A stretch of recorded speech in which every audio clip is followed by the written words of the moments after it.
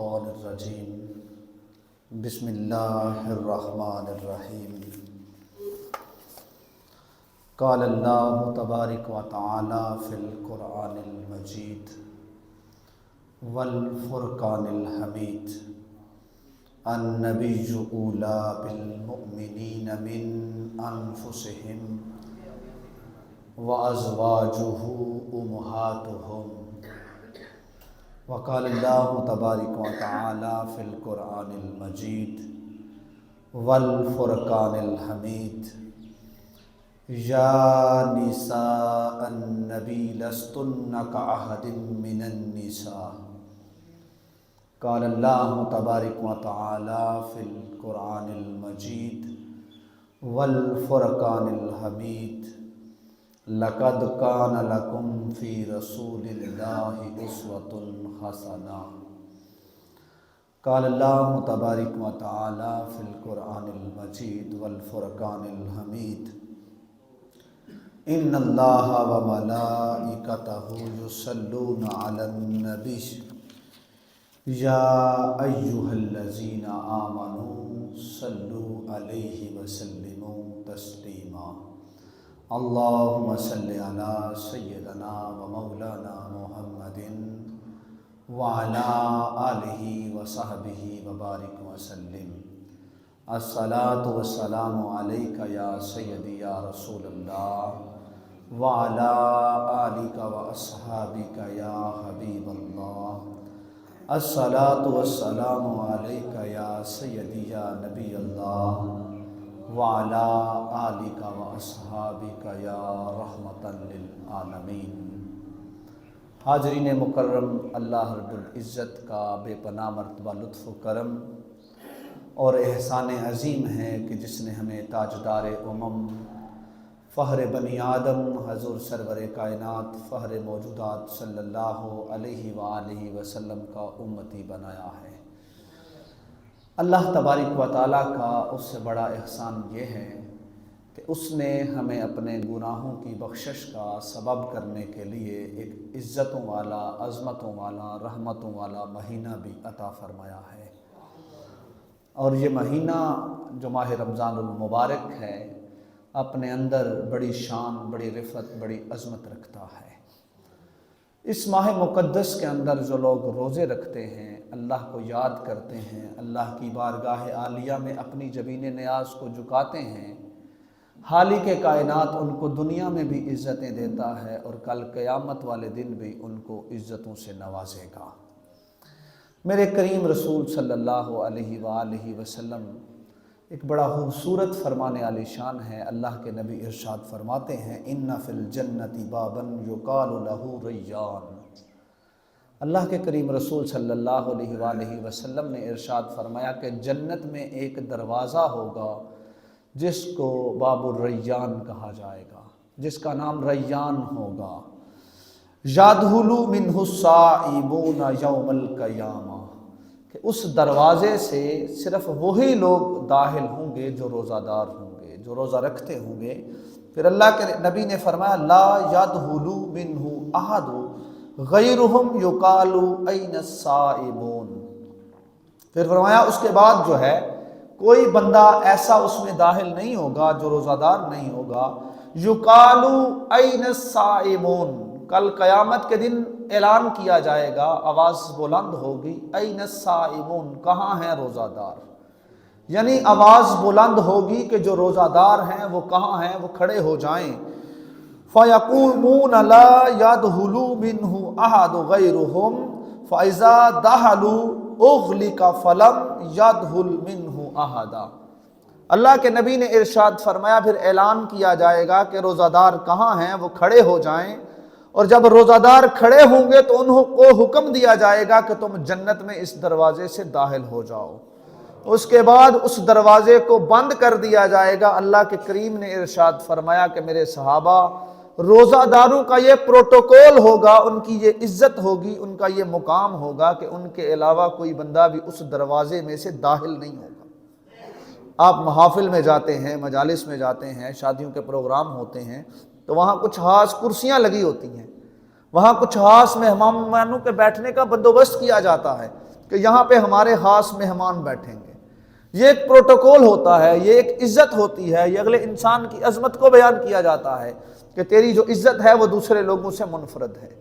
تو کل قیامت کے دن جو روزے دار ہوں گے ان کو بھی اللہ تعالیٰ یہ عزت دے گا، یہ عظمت دے گا کہ ان کے نام سے ایک دروازہ ہوگا جس کو باب الریان کہا جائے گا، اور وہ روزہ دار جو ہیں اس دروازے سے داخل ہوں گے.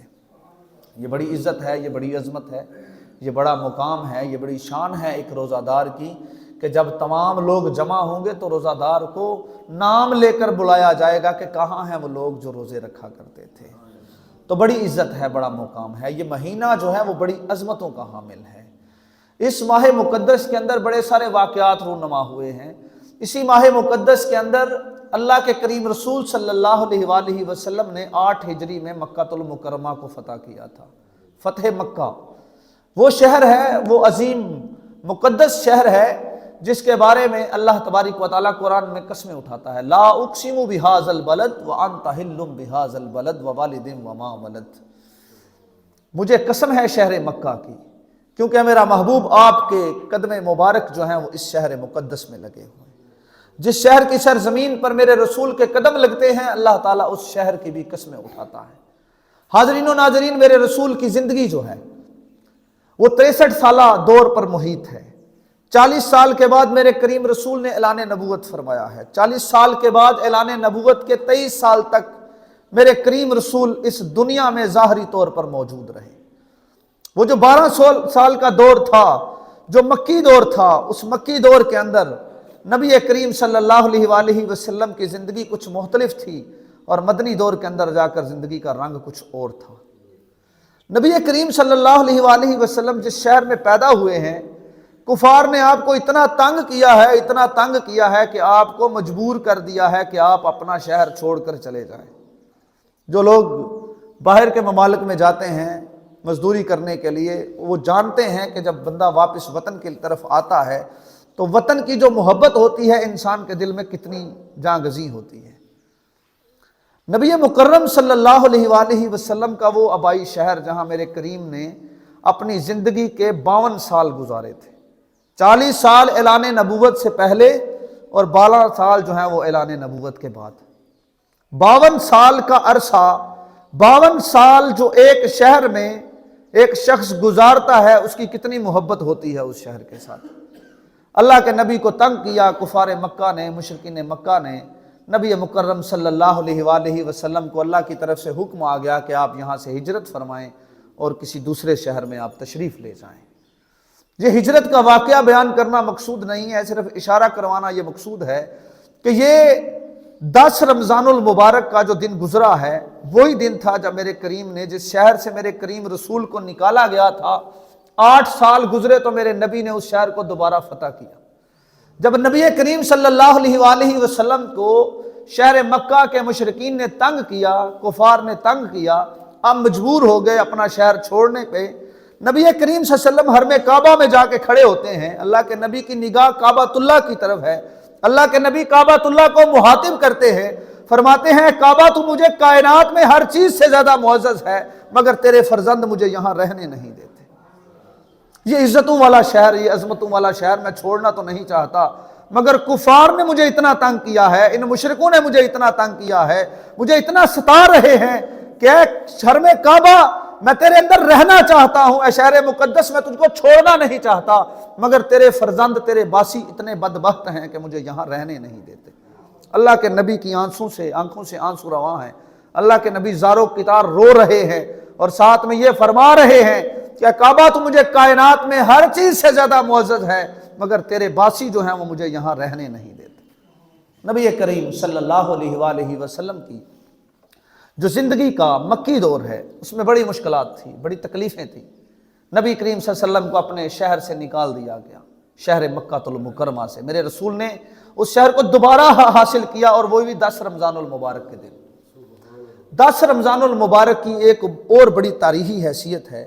وہ تاریخی حیثیت کیا ہے کہ 10 رمضان المبارک جو ہے اس میں نبی مکرم صلی اللہ علیہ وآلہ وسلم کی زوجہ محترمہ، حضور کی رفیقہ حیات، نساء العالمین، سیدہ طیبہ طاہرہ عالمہ فاضلہ حضرت خاتون جنت سیدہ خدیجۃ الکبریٰ سلام اللہ علیہا کا وصال ہوا ہے۔ یہ پہلی ہستی ہیں کہ جن کے کانوں میں نبوت کی آواز سب سے پہلے پڑی ہے۔ اللہ کے نبی کا معمول یہ تھا کہ نبی کریم صلی اللہ علیہ وآلہ وسلم اپنا کھانے پینے کا سامان لے کر غار حرا میں چلے جاتے تھے۔ نبی کریم صلی اللہ علیہ وآلہ وسلم غار حرا میں جاتے تھے تو نبی کریم صلی اللہ علیہ وآلہ وسلم وہاں جا کر اللہ کی بندگی میں، اللہ کی عبادت میں مشغول ہو جایا کرتے تھے۔ اچانک جب جبریل امین آپ کی بارگاہ عالیہ میں پہنچتے ہیں تو آپ پر جو پہلی وحی نازل ہوتی ہے، اس پہلی وحی کو جو سننے والی پہلی ہستی ہوتی ہے، آج میں اس کا تذکرہ آپ کے سامنے کرنا چاہتا ہوں۔ وہ ہستی کوئی اور نہیں ہے، وہ میرے کریم رسول کی رفیقہ حیات حضرت خاتون جنت سیدہ خدیجۃ الکبریٰ سلام اللہ علیہا ہے۔ اس سے پہلے کہ میں آپ کا تعارف کرواؤں، میں نے آپ کے سامنے قرآن کریم کی 2 آیات مبارکہ جن کا تعلق جو ہے وہ ازواج مطہرات کے ساتھ ہے، وہ تلاوت کی ہیں۔ نبی کریم صلی اللہ علیہ وآلہ وسلم پر جو قرآن نازل ہوا ہے، سورہ الاحزاب کی آیت نمبر 6 میں اللہ تبارک و تعالی ارشاد فرماتے ہیں، النبی اولی بالمؤمنین من انفسہم وازواجہ امہاتہم۔ یہ نبی مکرم صلی اللہ علیہ وآلہ وسلم مومنوں کے ساتھ ان کی جانوں سے بھی زیادہ قریب ہیں، وازواجہ امہاتہم، اور جو نبی کی بیویاں ہیں وہ مومنین کی مائیں ہیں۔ نبی کی جو بیویاں ہیں، نبی کریم صلی اللہ علیہ وسلم کی جو ازواج ہیں، جو ازواج مطہرات ہیں، وہ کیا ہیں؟ وہ مومنین کی مائیں ہیں۔ اللہ کا قرآن جو ہے وہ نبی کی بیویوں کو، نبی کی گھر والیوں کو مومنین کی مائیں کہہ رہا ہے۔ اور مومنین کی جو پہلی ماں ہے، جو پہلی محسنہ اسلام ہے، جو میرے رسول کی پہلی رفیقہ حیات ہیں، وہ حضرت خاتون جنت سیدہ خدیجۃ الکبریٰ سلام اللہ علیہا ہے۔ دوسری آیت مبارکہ میں اللہ تعالیٰ ارشاد فرماتے ہیں، یا نساء النبی لستن کاحد من النساء، اے نبی کی گھر والیو تم عام عورتوں جیسی عورتیں نہیں ہو۔ نبی کا مقام بڑا اعلیٰ ہے، لیکن جو نبی کے ساتھ لگ جاتا ہے، جو نبی کے ساتھ جڑ جاتا ہے، اس کا مقام بھی بڑا اعلیٰ و عرفہ ہے۔ یہ عقیدے کا موضوع ہے۔ یہ موضوع اپنے اندر اتنی عظمت رکھتا ہے۔ آج میں جس ہستی کا ذکر کر رہا ہوں، اس ہستی کے وصال سے پہلے حضرت خدیجۃ الکبریٰ 10 نبوی میں فوت ہوتی ہیں۔ 10 نبوی وہ دور ہے کہ جس میں نہ بھی نماز کا حکم نازل ہوا ہے، نہ بھی زکوٰۃ کا حکم نازل ہوا ہے، نہ بھی حج بیت اللہ کا حکم نازل ہوا ہے، نہ بھی روزہ رکھنے کا حکم نازل ہوا ہے، نہ بھی جہاد فی سبیل اللہ کا حکم نازل ہوا ہے، مگر عظمت اتنی بلند ہے، اس خاتون نے باقاعدہ طور پہ اللہ کی طرف سے جو فرض نمازیں تھیں 5 وہ ادا نہیں کی۔ حضرت خدیجۃ الکبریٰ کے وصال سے پہلے نمازوں کا حکم نازل نہیں ہوا، روزوں کا حکم نازل نہیں ہوا، زکوٰۃ کا حکم نازل نہیں ہوا، حج بیت اللہ کا حکم نازل نہیں ہوا۔ صدقات تھے، لیکن نبی کریم صلی اللہ علیہ وآلہ وسلم پر جو احکام تھے وہ مدنی دور میں جو آ کر نازل ہوئے تھے، ان کا ابھی آغاز نہیں ہوا تھا۔ آپ 5 وقتہ نماز نہیں پڑھتی تھی، لیکن اللہ کی بارگاہ میں سربا سجود ہوا کرتی تھی۔ جس طرح اللہ کے نبی جو ہیں وہ اللہ کی بندگی کیا کرتے تھے، اس طرح سیدہ خاتون جنت بھی اللہ کی بارگاہ میں سربا سجود کیا کرتی تھی۔ اس سے بڑی بات یہ ہے کہ جس زمانے کے اندر میرے رسول نے آنکھ کھولی تھی، اس زمانے کو زمانہ جاہلیت کہا جاتا ہے۔ میرے رسول کی جو 40 سالہ زندگی ہے، اس سے پہلے وحی کے نزول سے پہلے کا جو دور تھا، اس دور کو زمانہ جاہلیت کہا جاتا ہے، جاہلوں کا دور کہا جاتا ہے۔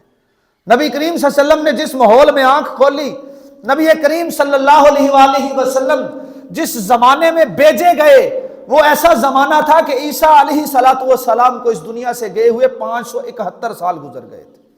کوئی ہادی، کوئی راہبر، کوئی رہنما موجود نہیں تھا۔ لات، منات، عزا، لا تعداد بتوں کے پجاری جو ہے وہ حرم کعبہ کے گرد موجود تھے۔ 365 بت خانہ کعبہ کے اندر موجود تھے۔ لوگ جو ہیں وہ آتے اور شرک یا کلمات ادا کرتے، اللہ تعالیٰ کی ذات کے ساتھ بتوں کو شریک ٹھہراتے، اور اللہ تعالیٰ کے رسول نبی کریم صلی اللہ علیہ وآلہ وسلم جب آنکھ کھولتے ہیں تو ماحول انتہائی گندا تھا۔ شراب عام تھی، چوری عام تھی، زنا عام تھا، ڈاکہ عام تھا، بے غیرتی اور بے حیائی کا کوئی ایسا باب نہیں تھا جو وہاں نہیں کھلا تھا۔ میرے رسول جس زمانے میں تشریف لاتے ہیں، وہ زمانہ جو ہے وہ جاہلوں کا زمانہ کہا جاتا تھا، مگر میرے رسول نے آ کر اس جاہلیت کو دھو دیا اور اس کو نور علی نور کر دیا۔ میں تذکرہ کرنا چاہتا ہوں سیدہ خاتون جنت سلام اللہ علیہا کا۔ آپ خاتون جنت جو ہیں، آپ کو لوگ کس نام سے جانتے تھے؟ میرے رسول کو لوگ جو ہے وہ صادق کہہ کر بلایا کرتے تھے۔ 25 سال کی عمر تھی میرے رسول کی، 22 سال کی عمر، جب عرب کے لوگ جو ہیں محمد الرسول اللہ صلی اللہ علیہ وآلہ وسلم کو صادق کہا کرتے تھے۔ 36 سال کی عمر تھی میرے رسول کی جب عرب کے لوگ آپ کو امین کہا کرتے تھے اور اپنی امانتیں رسول اللہ صلی اللہ علیہ وسلم کے پاس رکھوایا کرتے تھے۔ اس سے بڑا امین کون ہوگا کہ ہجرت کی رات جو ہجرت کے لیے نکلتا ہے اور حضرت علی المرتضیٰ شیر خدا کو اپنے بستر پہ سلاتا ہے، تو وہ کفار جو قتل کرنے کے لیے میرے کریم کے دروازے پر کھڑے ہوتے ہیں، انہی کی امانتیں میرے رسول کی بارگاہ میں پڑی ہوتی ہیں۔ فرماتے ہیں علی تم ان کی امانتیں واپس کر کے مدینہ المنورہ میں تشریف لانا۔ اس سے بڑا امین کون ہو سکتا ہے کہ دشمن بھی اپنی امانت رکھوائے تو اس کے پاس رکھوائے۔ اب جتنا بڑا کردار ہے، اب اس کردار کے ساتھ اگر کسی دوسرے کردار کو جوڑا جائے گا تو وہ بھی اتنا ہی اعلیٰ ہونا چاہیے۔ میں ذکر کر رہا ہوں اپنے نبی کی پہلی بیوی، مومنین کی سب سے پہلی ماں، محسنہ اسلام سیدہ خاتون جنت حضرت سیدہ خدیجہ الکبریٰ سلام اللہ علیہا کا بڑے حوالوں سے آپ کو مقام حاصل ہے۔ آپ بیوی ہیں تو خاتم النبیین کی، آپ ماں ہیں تو حضرت خاتون جنت فاطمہ الزہرا سلام اللہ علیہا کی، آپ ساس ہیں تو علی المرتضیٰ شیر خدا کی، آپ نانی ہیں تو امام حسن اور امام حسین علیہ السلام کی۔ میرے نبی کی اولاد میں 7 بچے تھے، 4 بیٹیاں اور 3 بیٹے۔ 2 بیٹے جو ہیں وہ نبی کریم صلی اللہ علیہ وآلہ وسلم کے، اور 4 بیٹیاں حضرت خاتون جنت سیدہ خدیجہ الکبریٰ کے بطن سے پیدا ہوئے۔ 6 بچے حضرت خدیجہ الکبریٰ سلام اللہ علیہا کے بطن سے پیدا ہوئے، اور 1 بچہ جو ہے وہ حضرت ماریہ قبطیہ رضی اللہ تعالی عنہا سے پیدا ہوا، جن کا نام حضرت ابراہیم تھا۔ بیٹے تو چونکہ حضور صلی اللہ علیہ وسلم کے بچپن میں اللہ تعالیٰ کی طرف بلا لیے گئے، اللہ تعالیٰ کی مرضی تھی، اللہ کی منشا تھی، اللہ کی مراد تھی۔ اللہ تبارک و تعالیٰ نے آپ کو بڑی عظمتیں دی ہیں، بڑا مقام دیا ہے۔ بیٹوں کو کیوں بلا لیا گیا، اس میں بھی علماء بحث کرتے ہیں، اور علماء کہتے ہیں کہ بیٹوں کو پیدا ہی نہ کیا جاتا اگر بلانا ہوتا تو اللہ نے پیدا اس لیے کیا ہے۔ اللہ تبارک و تعالیٰ قرآن مجید میں ارشاد فرماتے ہیں ما کان محمد ابا احد من رجالکم ولیکن رسول اللہ وخاتم النبیین، کہ محمد الرسول اللہ تمہارے جوان مردوں میں کسی کے باپ نہیں۔ یہ نہیں فرمایا اللہ نے کہ تمہارے مردوں میں کسی کے باپ نہیں ہیں، بلکہ اللہ نے فرمایا ہے کہ محمد الرسول اللہ صلی اللہ علیہ وآلہ وسلم تمہارے جوان مردوں میں کسی کے باپ نہیں ہیں، کیونکہ میرے رسول کے 3 بیٹے بھی تھے، 4 بیٹیاں تھیں۔ نبی کریم صلی اللہ علیہ وآلہ وسلم کی جو عظمت ہے، جو آپ کا مقام ہے، جو آپ کی شان ہے، وہ بہت اعلیٰ ہے، بہت عرفہ ہے۔ علماء کہتے ہیں اگر بیٹے پیدا نہ ہوتے تو آج کا مشرک اور اس دور کا مشرک کہتا کہ نبی میں بیٹے پیدا کرنے کی صلاحیت نہیں ہے، اور اگر بیٹے پیدا ہو کے جوان ہو جاتے اور ان کو نبوت نہ ملتی تو پھر بھی یہ کوئی کہتا کہ نبی کا بیٹا ہو، ابراہیم کا بیٹا تو نبی بنے، یعقوب کا بیٹا تو نبی بنے، لیکن محمد الرسول اللہ کا بیٹا نبی نہ بنے۔ تو یہ اللہ تعالیٰ کی مشیت ہے، اللہ کی مرضی ہے، اللہ کی مراد ہے کہ اللہ نے بیٹے بھی دیے، لیکن وہ بیٹے جوانی کو نہیں پہنچے، وہ بچپن میں ہی اللہ تعالیٰ کی طرف بلا لیے گئے۔ آپ صلی اللہ علیہ وآلہ وسلم کی 4 بیٹیاں اور 3 بیٹے تھے، اور 6 بیٹیاں، 4 بیٹیاں اور 2 بیٹے جو ہیں وہ حضرت سیدہ خدیجہ الکبریٰ سلام اللہ علیہا کے بطن سے پیدا ہوئے تھے۔ حضرت خدیجہ الکبریٰ سلام اللہ علیہا کی جو سیرت ہے، آپ کا جو کردار ہے، اتنا اعلیٰ تھا، اتنا عرفہ تھا۔ جس طرح میرے رسول کو لوگ زمانہ جاہلیت میں بھی صادق و امین کہہ کر بلایا کرتے تھے، اسی طرح زمانہ جاہلیت کے لوگ خاتون جنت کو طاہرہ کہہ کر بلایا کرتے تھے۔ طاہر کہتے پاک کو، ایسی پاکیزہ عورت جس کو ملیکۃ العرب کہا جاتا ہے، عرب کی بادشاہ کہا جاتا ہے، آپ کوئی عام خاتون نہیں تھی۔ حضرت خاتون جنت سلام اللہ علیہا بڑے خاندانی حسب نسب سے تعلق رکھتی ہیں۔ قصی بن کلاب پہ جا کے آپ کا شجرہ نسب جو ہے میرے کریم رسول کے ساتھ مل جاتا ہے۔ خاندان نبوت صلی اللہ علیہ وآلہ وسلم جو ہے وہ جہاں قصی بن کلاب پہ پہنچتا ہے تو حضرت حدیجۃ الکبریٰ سلام اللہ علیہا کا شجرہ نسب نبی کریم صلی اللہ علیہ وسلم کے ساتھ مل جاتا ہے۔ ماں کی طرف سے بھی میرے کریم رسول کے ساتھ آپ کا شجرہ نسب ملتا ہے، اور باپ کی طرف سے بھی آپ کا شجرہ نسب رسول کریم صلی اللہ علیہ وآلہ وسلم کے ساتھ ملتا ہے۔ گنا زیادہ نفع لا کر حضرت حدیجۃ الکبریٰ کو واپس دیا جاتا ہے۔ جو مال ہے اسے پورے اسلامی اصولوں کے مطابق بیچا جاتا ہے۔ اچھے تاجر کی جتنی کوالٹیز تھیں وہ میرے رسول میں موجود تھیں۔ لامارتین ایک مفکر ہے، ایک غیر مسلم سکالر ہے، وہ لکھتا ہے کہ بحیثیت مدبر، بحیثیت مفسر، بحیثیت قانون دان، بحیثیت معیشت دان، میں نے مختلف حیثیتوں سے نبی کریم صلی اللہ علیہ وسلم کا مطالعہ کیا ہے۔ باپ دیکھا ہے تو محمد الرسول اللہ سے اعلیٰ کوئی نہیں دیکھا، سیاستدان دیکھا ہے تو محمد الرسول اللہ سے اعلیٰ کوئی نہیں دیکھا، اگر نظام معیشت کا جاننے والا دیکھا ہے تو وہ محمد الرسول اللہ صلی اللہ علیہ وسلم سے اعلیٰ کوئی نہیں دیکھا، اگر کوئی سپاہ سالار دیکھا ہے تو وہ رسول کریم صلی اللہ علیہ وآلہ وسلم جیسا نہیں دیکھا۔ میرے رسول کی زندگی ہر لحاظ سے کامل و اکمل زندگی تھی۔ میرے رسول کریم صلی اللہ علیہ وآلہ وسلم مال تجارت کا کئی گنا زیادہ نفع لا کر حضرت حدیجۃ الکبریٰ سلام اللہ علیہا کو جب دیتے ہیں، ادھر سے حضرت حدیجۃ الکبریٰ اپنے چھت پر کھڑی ہو کر دیکھ رہی تھی کہ نبیوں کا جو امام آ رہا ہے وہ کس شان و شوکت سے آ رہا ہے۔ اور اس سے پہلے سیدہ حدیجۃ الکبریٰ کو ایک خواب بھی آیا تھا جو آپ نے اپنے چچا زاد بھائی ورقہ بن نوفل کو سنایا تھا۔ آپ نے خواب دیکھا، میں خواب میں کیا دیکھتی ہوں کہ آسمان کا جو چاند ہے وہ میرے گھر کے چھت پہ طلوع ہوا ہے، اور میں کیا دیکھتی ہوں کہ اس چاند کی جو روشنی ہے وہ پوری کائنات میں پھیل گئی۔ آپ جاتی ہیں ورقہ بن نوفل کے پاس جو تورات کے بھی عالم تھے، جو انجیل کے بھی عالم تھے۔ یہ وہی بندہ ہے جس نے میرے رسول پر نازل ہونے والا کلام جب سنا تھا اور اس نے کہا تھا یہ آخری نبی ہے۔ ورقہ بن نوفل جب ان کو جا کے سیدہ حدیجۃ الکبریٰ سلام اللہ علیہا بتاتی ہیں اور ان کو جا کر بتاتی ہیں کہ مجھے یہ خواب آیا ہے، میں یہ دیکھ رہی ہوں کہ میرے گھر کے چھت پر ایک آسمان کا چاند نکلا ہے اور اس چاند کی روشنی اتنی ہے کہ اس نے پوری کائنات کو منور کر دیا ہے۔ تعبیر کیا بتاتے ہیں؟ ورقہ بن نوفل کہتے ہیں میں نے تورات میں بھی پڑھا ہے، میں نے انجیل میں بھی پڑھا ہے، اور جس زمانے کی آپ بات کر رہی ہو حدیجۃ الکبریٰ، جس زمانے میں آپ پیدا ہوئی ہو، یہ اسی نبی کے ظہور کا زمانہ ہے جس کو آخری نبی کہا جائے۔ قرآن اٹھا کے دیکھیں، سورہ بقرہ کے اندر، سورہ آل عمران کے اندر، جہاں یہودیوں کے قصے بیان ہوئے ہیں، جہاں عیسائیوں کے قصے بیان ہوئے ہیں، میرے رب نے یہ ارشاد فرمایا ہے کہ وہ یہود و نصارہ جو ہیں میرے رسول کو ایسے جانتے تھے جیسے لوگ اپنے بچوں کو جانتے ہیں، اور وہ ایمان کیوں نہیں لاتے تھے؟ وہ حسد اور بغض کی وجہ سے ایمان نہیں لاتے تھے۔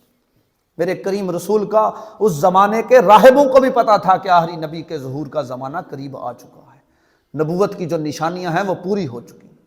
جب ان کو بتایا گیا، ورقہ بن نوفل کہتے ہیں حدیجۃ الکبریٰ تجھے مبارک ہو کہ تو آخری نبی جو ہے اس کی بیوی بننے والی ہے۔ دل میں نشانیاں پوری ہو چکی تھی، باتیں سن چکی تھی، نبی کریم صلی اللہ علیہ وسلم کی عظمتوں کے جو چراغ تھے وہ دل میں جل چکے تھے۔ یہ وہ پہلی ہستی ہے جس کو نور نبوت کی پہچان اس وقت ہو گئی تھی جب میرے نبی اللہ نے نبوت بھی نہیں فرمایا تھا، جس کو پتا چل گیا تھا کہ 25 سال کا یہ جو جوان ہے اس کے اندر ایسی خوبیاں ہیں کہ کائنات میں ایسا کوئی انسان موجود نہیں، اور ایسا بھی نہیں ہے کہ حدیجۃ الکبریٰ سلام اللہ علیہا کے ساتھ نکاح کرنے والا کوئی نہیں تھا۔ آپ کتب سیرت اٹھا کر دیکھیں، عرب کے بڑے بڑے تاجر اس لائن میں لگے ہوئے تھے کہ کہیں حدیجۃ الکبریٰ نکاح کا پیغام ہمیں دے، حدیجۃ الکبریٰ ہمارا پیغام نکاح قبول کر کے ہمارے ساتھ نکاح کرے۔ حضرت خاتون جنت، آپ کی عمر مبارک 40 سال ہے۔ آپ کی عمر مبارک کتنی ہے؟ 40 سال۔ میرے نبی سے عمر میں 15 سال بڑی تھی، اور واحد یہ نبی کریم صلی اللہ علیہ وسلم کی ایک ہی زوجہ ہیں۔ ان کو یہ عظمت بھی حاصل ہے کہ میرے رسول کی جتنی بھی ازواج مطہرات ہیں ان سب میں سے ایک ہی واحد وہ خاتون ہے جو میرے کریم رسول سے عمر میں بڑی تھی، حضرت حدیجۃ الکبریٰ سلام اللہ علیہا۔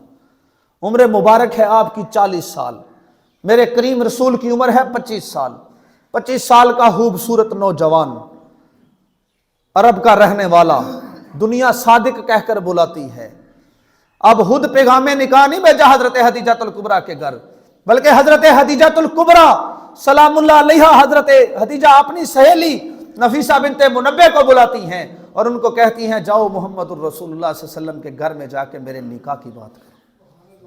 میں چاہتی ہوں کہ میں محمد سے نکاح کروں۔ آپ کے چچا ابو طالب کو یہ میسج ملتا ہے، یہ پیغام ملتا ہے۔ حضرت ابو طالب مشاورت کرتے ہیں، کریم رسول سے پوچھا جاتا ہے، اللہ کے رسول فرماتے ہیں میرے چچا جیسے آپ کی مرضی ہے۔ حضرت ابو طالب آپ کا نکاح جو ہے وہ حضرت خدیجۃ الکبریٰ سلام اللہ علیہا سے پڑھاتے ہیں۔ خطبہ نکاح جو ہے وہ میرے رسول کا حضرت ابو طالب نے پڑھایا ہے، اور حضرت خدیجۃ الکبریٰ سلام اللہ علیہا کی طرف سے جو خطبہ نکاح پڑھایا گیا ہے وہ ورقہ بن نوفل کی طرف سے پڑھایا گیا ہے۔ نبی کریم صلی اللہ علیہ وآلہ وسلم کی جب عزت دیکھ لی، جب عظمت دیکھ لیا، جب مقام دیکھ لیا، تو حضرت خدیجۃ الکبریٰ سلام اللہ علیہا کا نکاح کریم رسول صلی اللہ علیہ وآلہ وسلم کے ساتھ ہو گیا۔ اب 40 سال کو میرے رسول کی زندگی پہنچتی ہے، حیات مقدسہ کے 40 سال میرے کریم کے پورے ہوتے ہیں، تو ادھر سے وحی لے کر جبریل امین علیہ السلام تشریف لے آتے ہیں، غار حرا میں پہنچ جاتے ہیں۔ حضرت خدیجۃ الکبریٰ سلام اللہ علیہا وہ پہلی ہستی ہیں کہ جن کے کانوں میں آ کر نبی کریم صلی اللہ علیہ وسلم کے وہ الفاظ پہنچتے ہیں کہ آج مجھ پر یہ بات پہنچی ہے، یہ وحی آئی ہے، اور وہ حضرت خدیجۃ الکبریٰ سلام اللہ علیہا جو ہیں وہ اس کی تصدیق کر دیتی ہیں، ورقہ بن نوفل کے پاس جاتی ہیں، ان کو جا کے بتاتی ہیں، اور وہ بتا دیتے ہیں کہ یہ وہی ناموس ہے جو وہ حضرت موسیٰ علیہ السلام کی طرف پہنچا تھا، یہ اللہ کے نبی منتخب ہو چکے ہیں، ان کو اللہ تعالیٰ نے اپنے آخری نبی کے لیے چن لیا ہے۔ حضرت خدیجۃ الکبریٰ سلام اللہ علیہا کی بڑی عزتیں ہیں، بڑی عظمتیں ہیں، بڑے امتیازات ہیں۔ آپ جو ہیں وہ آپ کے مناقب جو ہیں وہ نبی کریم صلی اللہ علیہ وآلہ وسلم نے بیان کیے ہیں۔ اب میں آپ کے سامنے اپنے نبی کی وہ زندگی رکھ رہا ہوں کہ جو شوہر کی حیثیت سے ہے۔ ایک شوہر کیسا ہوتا ہے؟ پچھلے جمعۃ المبارک میں نے جس ہستی کا تذکرہ خیر آپ کے سامنے کیا تھا وہ ہستی حضرت سیدہ فاطمہ الزہرا سلام اللہ علیہا تھی، اور حضرت فاطمہ الزہرا جو ہے وہ بیٹی ہیں حضرت خدیجۃ الکبریٰ سلام اللہ علیہا کی۔ آج کا جو موضوع سخن ہے اس کی نسبت آج کیوں ہے؟ کیونکہ 10 رمضان المبارک جو ہے وہ حضرت سیدہ خدیجۃ الکبریٰ سلام اللہ علیہا کا یوم وصال ہے۔ کتنی اعلیٰ ذات ہوگی، کتنی عرفہ ذات ہوگی کہ جس سال وہ ہستی فوت ہوتی ہے، میرا کریم رسول صحابہ کو فرماتا ہے صحابہ یہ عام الحزن ہے، یہ غم کا سال ہے۔ کیا فرمایا میرے رسول نے کہ یہ عام الحزن ہے۔ 2 مقدس ہستیاں حضرت ابو طالب اور حضرت خدیجۃ الکبریٰ سلام اللہ علیہا کا وصال جو ہے وہ 10 نبوی کو ہوا۔ جس سال یہ 2 شفیق ہستیاں میرے رسول صلی اللہ علیہ وآلہ وسلم سے جدا ہوتی ہیں تو اللہ کے کریم رسول فرماتے ہیں یہ عام الحزن ہے، یہ غم کا سال ہے۔ غم کے سال کے طور پر یاد رکھا جائے گا قیامت تک۔ 10 نبوی میرے رسول کے نبوت کے 10ویں سال کو غم کے سال کے طور پر یاد رکھا جاتا ہے، اور میں اور آپ اس ہستی کا تذکرہ کیوں نہ کریں جس کا تذکرہ میرے کریم رسول ان کے وفات کے بعد بھی کثیر مرتبہ کیا کرتے تھے۔ بڑی ساری حدیثیں مبارکہ ہیں جو حضرت خدیجۃ الکبریٰ سلام اللہ علیہا کی عزت و عظمت کو بیان کرتی ہیں۔ آئے دیکھتے ہیں کہ میرے کریم رسول کو کتنی محبت تھی اپنی بیوی کے ساتھ، اور آج زمانے کے اندر شوہر کیا کرتا ہے اور میرے رسول نے تعلیم کیا دی ہے۔ آج ہر باپ یہ چاہتا ہے کہ میری بیٹی دوسرے گھر میں جائے تو اس کی بڑی عزت ہو، اس کی بڑی توقیر ہو، اس کا بڑا مقام ہو، مجھے اس کی طرف سے کوئی تکلیف نہ پہنچے۔ تو آؤ میرے کریم رسول سے پوچھتے ہیں کہ بیٹیوں کی عزت کروانی ہو تو انسان کو کیا کرنا پڑتا ہے۔ ایک فلاسفر ہے، اس نے کہا ہے کہ تم مجھے اچھی مائیں دو، میں تمہیں اچھی قوم دوں گا۔ حضرت خدیجۃ الکبریٰ سلام اللہ علیہا جیسی گود ہو تو بیٹیاں پھر خاتون جنت فاطمہ الزہرا جیسی پیدا ہوتی ہیں، اور خاتون جنت سیدہ فاطمہ الزہرا جیسی گود ہو تو بیٹے وہ پیدا ہوتے ہیں جو کربلا میں جا کر اپنی گردنیں کٹا کر بھی سر نہیں جھکاتے، پھر نیزے کی نوک پہ چڑھ کے اللہ کا قرآن سناتے ہیں۔ نیزے کی نوک پہ چڑھ کے قرآن سنانا ہو تو پھر کردار حسینی ہونا چاہیے۔ حسینی کردار کے لیے فاطمہ الزہرا رضی اللہ تعالی عنہا جیسی مائیں چاہیے۔ آج ضرورت اس امر کی ہے کہ میری ماں بہن بیٹی، ہماری بیٹیاں، ہماری بچیاں اس کردار کو اپنائیں گی جو سیدہ خاتون جنت کا کردار تھا، تو پھر جا کر ایسے بیٹے پیدا ہوں گے جو اسلام کے لیے اپنی گردنیں کٹائیں گے۔ اسلام قربانیاں مانگتا ہے، اسلام شجاعت مانگتا ہے، اسلام بہادری مانگتا ہے۔ اسلام صرف واویلے کا نام نہیں ہے۔ میں آپ کے سامنے پہلے بیان کر چکا ہوں کہ نبی کریم صلی اللہ علیہ وسلم کی زوجہ محترمہ جب فوت ہوتی ہیں تو اس وقت ابھی نماز کا حکم نازل نہیں ہوا، نماز پنجگانہ کا حکم ابھی نازل نہیں ہوا۔ نماز کا حکم نازل ہوا ہے معراج کے موقع پر، 12 نبوی، نبوت کے 12ویں سال، 27 رجب 12 نبوی، اللہ کے کریم رسول جب معراج پہ جاتے ہیں تو پھر جا کر اللہ کے کریم رسول پر نماز کا حکم نازل ہوتا ہے۔ جہاد کا حکم جو ہے وہ 17 رمضان المبارک ہے، غزوہ بدر۔ اگلے جو ہوگا جمعۃ المبارک، اس میں ہم غزوہ بدر جو ہے وہ اس کا مطالعہ کریں گے۔ تو بتانا یہ چاہتا ہوں کہ جہاد کا جو حکم تھا وہ 2 نبوی میں نازل ہوا تھا، 2 ہجری میں۔ زکوٰۃ کا حکم جو ہے وہ ہجرت کے بعد نازل ہوا ہے۔ حج بیت اللہ کا حکم جا کے اینڈ پہ نازل ہوا ہے، اسی لیے تو میرے کریم رسول نے اپنی زندگی میں ایک حج کیا ہے۔ زکوٰۃ نازل نہیں ہوئی، حج نازل نہیں ہوا، روزہ نازل نہیں ہوا، صدقات کا حکم تھا، مگر یہ جتنی بھی عبادات میں اور آپ کرتے ہیں ان میں سے کسی ایک کا حکم نازل نہیں ہوا۔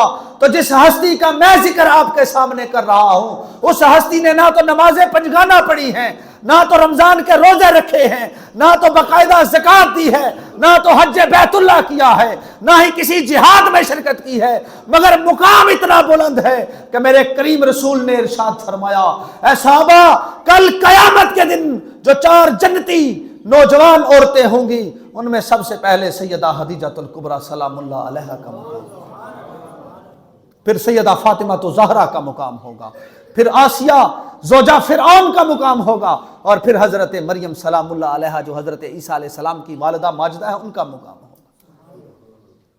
کتنی پاک ذات ہے، کتنی اعلیٰ ذات ہے۔ نماز کوئی نہیں، روزہ کوئی نہیں، زکوٰۃ کوئی نہیں، حج بیت اللہ کوئی نہیں، صدقات کوئی نہیں۔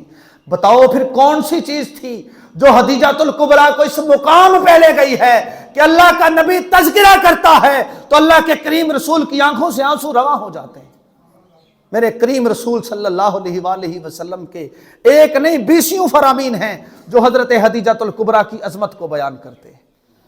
میرے کریم رسول بڑی محبت فرمایا کرتے تھے اپنی زوجہ محترمہ حضرت خدیجۃ الکبریٰ سلام اللہ علیہا سے، اور ایمان سے بتاؤ کہ جس کی نگاہ صرف حالت ایمان میں ایک دفعہ میرے رسول کے چہرہ اقدس پہ پڑ جائے تو اس کو دنیا صحابی کے نام سے جانتی ہے۔ پوری دنیا کے عالم دین، پوری دنیا کے پیران عظام، پوری دنیا کے اسکالرز اکٹھے ہو جائیں تو کسی ایک صحابی کے قدموں میں لگنے والی خاک تک نہیں پہنچ سکتے۔ جس نے ایک دفعہ میرے رسول کا چہرہ دیکھ لیا، پوری کائنات کے علماء اس کے مقام تک نہیں پہنچ سکتے، اور جس نے 25 سال میرے سونے رسول کو دن کو بھی دیکھا ہو، رات کو بھی دیکھا ہو، اس عظمت والی ماں کا مقام کتنا اعلیٰ۔ 25 سال میرے رسول کی رفیقہ حیات رہی ہیں، 25 سال میرے سونے رسول کے ساتھ گزارے ہیں، اور حاضرین و ناظرین میرے رسول کے تقریباً 11 کے قریب نکاح ہوئے، اور میرے رسول نے نبی کریم صلی اللہ علیہ وآلہ وسلم نے جو 25 سال سیدہ خاتون جنت سلام اللہ علیہا کے ساتھ گزارے تھے، ایک بھی دور ایسا نہیں گزرا کہ میرے رسول نے دوسرا نکاح بھی کیا۔ خدیجۃ الکبریٰ سلام اللہ علیہا جس وقت تک میرے رسول کی زوجیت میں تھی اس وقت تک میرے رسول نے دوسرا نکاح بھی نہیں کیا تھا۔ کتنی عظمت ہے، کتنا مقام ہے۔ بعد میں تو ازواج مطہرات کسی دور میں زیادہ بھی رہی ہیں، تو زیادہ ازواج مطہرات کے حجرے تھے۔ سورۃ الحجرات آپ پڑھیں، آپ کو حوالے مل جائیں گے۔ قرآن کریم میں جگہ جگہ پہ نبی کریم صلی اللہ علیہ وسلم کے گھر والوں کی عظمتیں بیان ہوئی ہیں، لیکن 25 سال جس بی بی کو، جس خاتون اول کو، جس خاتون اسلام کو، جس محسنہ اسلام کو، جس رفیقہ حیات کو میرے رسول کے ساتھ گزارنے کو ملے وہ کوئی اور نہیں تھا، وہ سیدہ خدیجۃ الکبریٰ سلام اللہ علیہا تھی۔ نبی کریم صلی اللہ علیہ وآلہ وسلم کے ساتھ 25 سال گزارنے والی یہ خاتون جو ہیں کوئی عام خاتون نہیں ہیں۔ اگر ان کا تذکرہ کروں، صحیح بخاری اور صحیح مسلم کے اندر حدیث مبارکہ ہے کہ جب یہ نبی کریم صلی اللہ علیہ وسلم کی طرف سالن لے کر آ رہی تھی، روٹی لے کر آ رہی تھی، اور اوپر سے جبریل امین تشریف لاتے ہیں اور اللہ کے کریم رسول کی بارگاہ میں ادب سے حاضری پیش کر کے فرماتے ہیں کہ محمد الرسول اللہ صلی اللہ علیہ وآلہ وسلم سلام ہو آپ کی عظمتوں پہ، آپ کا رب آپ پہ بھی سلام بھیج رہا ہے، اور یہ بی بی جو آپ کی طرف سالن لے کر آ رہی ہے جسے دنیا حدیجۃ الکبریٰ کے نام سے جانتی ہے، آپ کا رب عرش الہی سے اس پہ سلام بھیج رہا ہے۔ کوئی عام نہیں ہے۔ حدیجۃ الکبریٰ سلام اللہ علیہا کا مقام یہ ہے کہ عرش کا رب جو ہے وہ بھی سیدہ حدیجۃ الکبریٰ سلام اللہ علیہا پر عرش معلیٰ سے سلام بھیجتا ہے۔ فرمایا اللہ بھی سلام بھیجتا ہے، اے اللہ کے نبی سنو، میں جبریل بھی سیدہ حدیجۃ الکبریٰ سلام اللہ علیہا پہ سلام بھیجتا ہوں۔ نماز کوئی نہیں، روزہ کوئی نہیں، زکوٰۃ کوئی نہیں، حج بیت اللہ کوئی نہیں، مقام کون سا تھا؟ آؤ پھر دیکھتے ہیں کہ وہ کون سا مقام تھا۔ عرب کی بہت بڑی تاجرہ ہے، لیکن میرے کریم رسول کے دامن کے ساتھ جب جڑ گئی ہے تو اپنا سارا مال میرے رسول کے قدموں میں لا کے رکھ دیا۔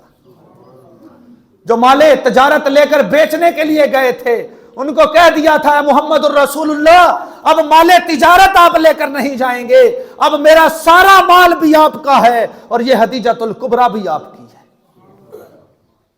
اتنے ایلیٹ کلاس خاندان سے تعلق رکھنے والی بی بی آج میرے آپ کے گھر میں آتی ہے تو وہ کہتی ہے میں تو پیچھے سے یہ لے کر آئی ہوں، میں تو پیچھے سے یہ لے کر آئی ہوں، تو نے مجھے کیا دیا ہے؟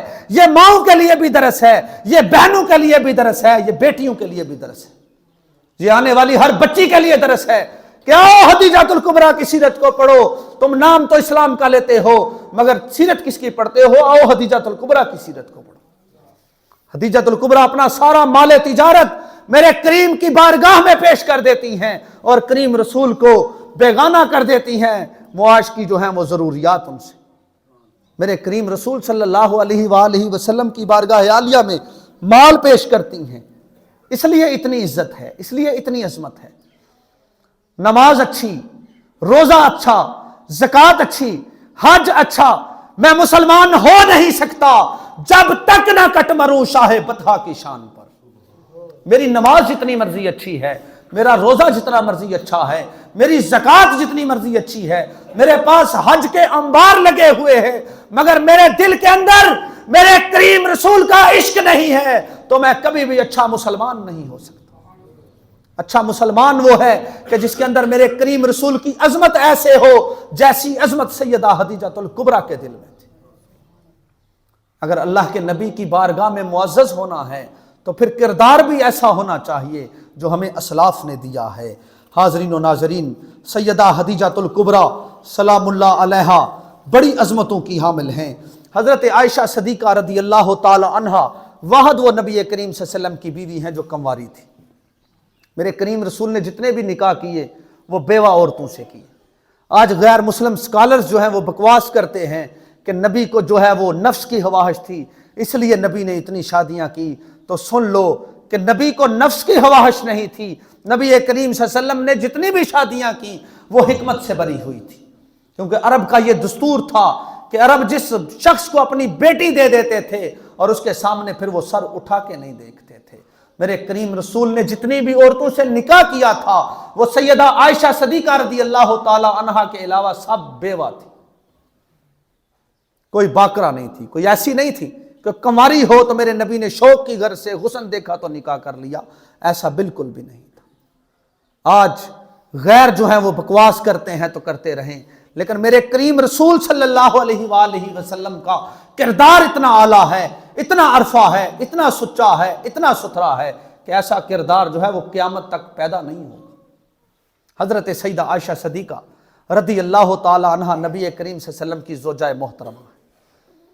حضور نبی کریم صلی اللہ علیہ وآلہ وسلم کی یہ جو بیوی ہیں، جو انسان دو شادیاں کرتا ہے، جیسا ایک عورت کے دل میں آج آتا ہے نا کہ میرا شوہر دوسری شادی نہ کرے، یہ ہر عورت کے دل میں اور حضرت آدم علیہ السلام کی پیدائش سے لے کر قیامت تک رہے گا۔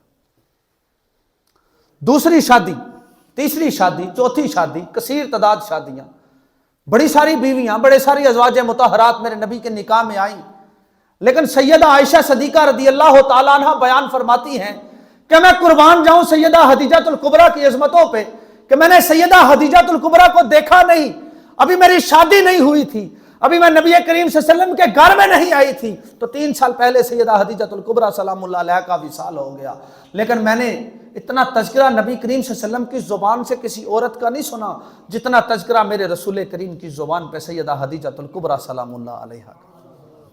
فرماتے ہیں مجھے رشک آتا ہے جب میں خدیجۃ الکبریٰ کے بارے میں سنتی ہوں تو مجھے رشک آتا ہے کہ اللہ نے کائنات میں ایسی ہستی بھی بھیجی تھی کہ جس کا اللہ کا رسول اتنا تذکرہ کرتا ہے، اتنا تذکرہ کرتا ہے، اتنا تذکرہ کرتا ہے کہ پوری کائنات یا محمد کہتی ہے تو نبی کریم صلی اللہ علیہ وسلم خدیجہ خدیجہ پکارتے رہتے۔ پتا چلا کہ نیک بیوی کے فوت ہونے کے بعد اگر کوئی اس کا تذکرہ کرتا ہے تو وہ رن مرید نہیں ہوتا، وہ میرے کریم رسول کی سنت کو ادا کر رہا ہوتا ہے۔ بیوی کا کردار اعلیٰ ہو تو پھر اس کو یاد رکھنا میرے سونے رسول کی سنت ہے، کسی اور کی سنت نہیں ہے۔ ماؤں کی عزت کریں گے تو کل ہماری بیٹیوں کی عزت ہوگی، آج بیٹیوں کی عزت کریں گے، بہنوں کی عزت کریں گے تو کل ہماری بیٹیوں بہنوں کی دوسرے گھروں میں جا کے عزت ہوگی۔ حاضرین و ناظرین، سیدہ خدیجۃ الکبریٰ سلام اللہ علیہا کی عظمتیں بڑی بلند ہیں، آپ کا مقام بڑا اعلیٰ ہے۔ حضرت سیدہ عائشہ صدیقہ رضی اللہ تعالی عنہا ارشاد فرماتی ہیں کہ نبی کریم صلی اللہ علیہ وآلہ وسلم اتنا چرچا کرتے ایک دن میں نے کہہ ہی دیا کہ اللہ کے رسول آپ کو سیدہ خدیجۃ الکبریٰ کے علاوہ کوئی اور عورت نظر نہیں آتی؟ میں اتنی پیاری ہوں، اتنی خوبصورت ہوں، میں کنواری ہوں جو آپ کے نکاح میں ہوں۔ تو سیدہ خدیجۃ الکبریٰ تو بوڑھی ہو چکی تھی، تو اتنی بات کی تو میرے کریم رسول صلی اللہ علیہ وآلہ وسلم جلال میں آ گئے، فرمایا عائشہ چپ کر جاؤ، تم خدیجہ کی بات کرتی ہو، خدیجہ تو وہ ہے کہ جب مجھے عرب والوں نے ٹھکرا دیا تھا تو خدیجہ نے مجھے اپنا لیا تھا۔ خدیجہ تو وہ ہے کہ جب میرے پاس مال نہیں تھا تو خدیجۃ الکبریٰ نے اپنا سارا مال تجارت میرے قدموں میں لا کے رکھ دیا تھا۔ اے عائشہ صدیقہ سنو، تم خدیجۃ الکبریٰ کی بات کرتی تھو جب میری گود میں اولاد نہیں تھی، جب اللہ نے مجھے اولاد نہیں دی تھی تو خدیجۃ الکبریٰ کے بطن سے اللہ نے مجھے اولاد عطا فرمائی ہے۔ تو خدیجہ خدیجہ ہی ہے، خدیجہ جیسا کردار جو ہے وہ کوئی اور نہیں ہے۔ اور خدیجہ خدیجہ کیوں نہ ہو کیونکہ آپ کی بے گود میں وہ خاتون پل رہی ہے جس کو دنیا خاتون جنت سیدہ فاطمہ الزہرا سلام اللہ علیہا کے نام سے جانتی ہے۔ آپ کا مقام، آپ کی عظمت، آپ کی عزت بڑی بلند ہے۔ سیدہ خدیجۃ الکبریٰ سلام اللہ علیہا کے جب وصال کا وقت آتا ہے، 10 رمضان المبارک، سیدۃ النساء العالمین سیدہ خدیجۃ الکبریٰ سلام اللہ علیہا کا یوم وصال ہے، جس کی نسبت سے میں آپ کی بارگاہ میں چند گزارشات جو ہے وہ پیش کر رہا ہوں۔ اور آخری بات، سیدہ خدیجۃ الکبریٰ سلام اللہ علیہا کے جب وصال کا وقت آتا ہے، آپ کے دل میں ایک خواہش پیدا ہوتی ہے۔ وہ خواہش کیا ہے؟ وہ خواہش یہ ہے کہ یہ چادر تطہیر جو ہے، یہ چادر مدثر جو ہے، یہ چادر مزمل جو ہے، یہ میرا رسول جو لے کے لیٹتا ہے تو اوپر سے جبریل امین وہی لے کر آ جاتے ہیں۔ میں یہ چاہتی ہوں کہ اسی چادر کے اندر مجھے کفن دیا جائے، لیکن شرم و حیا یہ ہے کہ رسول کریم صلی اللہ علیہ وسلم سے خود نہیں کہا۔ آپ کے وصال کا وقت قریب ہے، بخار کی حالت میں ہیں، مرض الموت کا وقت بالکل قریب ہے۔ سیدہ فاطمہ الزہرا سلام اللہ علیہا کو قریب بلاتی ہیں اور آپ اپنی بیٹی نبی کریم صلی اللہ علیہ وسلم بھی وہاں پر موجود ہیں، نبی کریم صلی اللہ علیہ وآلہ وسلم سے کوئی بات کرنا چاہتی ہیں لیکن آپ کی زبان ساتھ نہیں دیتی، آپ سے وہ الفاظ ادا نہیں ہوتے، تو نبی کریم صلی اللہ علیہ وآلہ وسلم کو آپ فرماتی ہیں کہ اللہ کے رسول، اے میرے سر کے تاج، اے خاتم النبیین صلی اللہ علیہ وآلہ وسلم، آپ مجھے تھوڑا سا موقع دیں، میں اپنی بیٹی سے چند خواہشات کا اظہار کرنا چاہتی ہوں۔ بیٹی کو قریب بلاتی ہیں، جب بیٹی قریب آتی ہیں، سیدہ فاطمہ الزہرا خود بھی جنتی ہیں، بیٹی بھی جنتی خواتین کی سردارہ ہے، مقام اتنا اعلیٰ و عرفہ ہے۔ فرماتی ہیں بیٹی میرے دل میں یہ خواہش ہے کہ تیرے بابا جان حضور نبی کریم صلی اللہ علیہ وآلہ وسلم جو چادر لے کر لیٹتے ہیں تو اللہ کا فرشتہ وہی لے کر آ جاتا ہے، یا ایھل مزمل یا ایھل مدثر، میں یہ چاہتی ہوں کہ اس چادر مزمل و مدثر کے اندر مجھے کفن دیا جائے۔ سیرت کی ایک کتاب ہے سیرت طیبہ، بی اے میں تھا جب میں نے یہ پڑھی تھی، اس کے اندر یہ واقعہ لکھا ہوا ہے، آپ بھی پڑھنا چاہیں تو پڑھ سکتے ہیں۔ نبی کریم صلی اللہ علیہ وسلم نے بڑے خوبصورت جملے ارشاد فرمائے، فرمایا اے خدیجہ تم چادر کی بات کرتی ہو، آج تم اگر محمد الرسول اللہ صلی اللہ علیہ وآلہ وسلم کے جسم اقدس کا ماس بھی مانگو تو میں اللہ کا رسول تمہیں وہ ماس بھی اتار کے دے دوں۔ یہ چادر کیا چیز ہے، یہ چادر کی کیا عظمت ہے، میں رسول اپنا سب کچھ دینے کو تیار ہوں۔ بڑی عظمتیں ہیں، بڑی فضیلتیں ہیں، بڑا مقام حاصل ہے۔ اللہ تعالیٰ کی بارگاہ میں دعا ہے کہ اللہ تعالیٰ عرب کی اس عظیم تاجرہ سیدہ خاتون جنت سلام اللہ علیہا جیسا کردار ہماری ماؤں، بہنوں، بیٹیوں، بچیوں کو عطا فرمائے، اور ایسی محبت رسول جو سیدہ خدیجۃ الکبریٰ سلام اللہ علیہا کو نصیب تھی، جو میسر تھی، اللہ تبارک و تعالی ہم سب کو وہ محبت نصیب فرمائے۔ نبی کریم صلی اللہ علیہ وآلہ وسلم کا ساتھ نہیں چھوڑا، 10 نبوی، 7 سے 10 نبوی تک کا جو دور تھا، شب ابی طالب کی گھاٹی میں بھی آپ کا ساتھ نہیں چھوڑا۔ اتنے ایلیٹ کلاس خاندان سے تعلق ہے، لیکن یہاں پہنچتی ہیں تو پھر کیا شروع ہو جاتا ہے، ہر طرف سے مشکلات ہیں، مصائب ہیں۔ ہر عورت کے لیے یہ درس سیرت بھی ہے، یہ درس محبت بھی ہے، یہ درس عقیدہ بھی ہے کہ نبی کریم صلی اللہ علیہ وآلہ وسلم کے گھر سے ہمیں کون سا دین ملا ہے۔ میرے بھائیو برادران اسلام، دین میرا آپ کا محتاج نہیں ہے، دین میرا آپ کا وضع کردہ تشریحات کا محتاج نہیں ہے، دین وہ ہے جو اللہ نے دیا ہے اور محمد الرسول اللہ نے سمجھا دیا ہے۔ اللہ کی بارگاہ میں دعا ہے اللہ تعالی ہمیں دین اسلام کو سمجھنے کی، اس پر عمل کرنے کی توفیق عطا فرمائے۔ وما علینا الا البلاغ المبین۔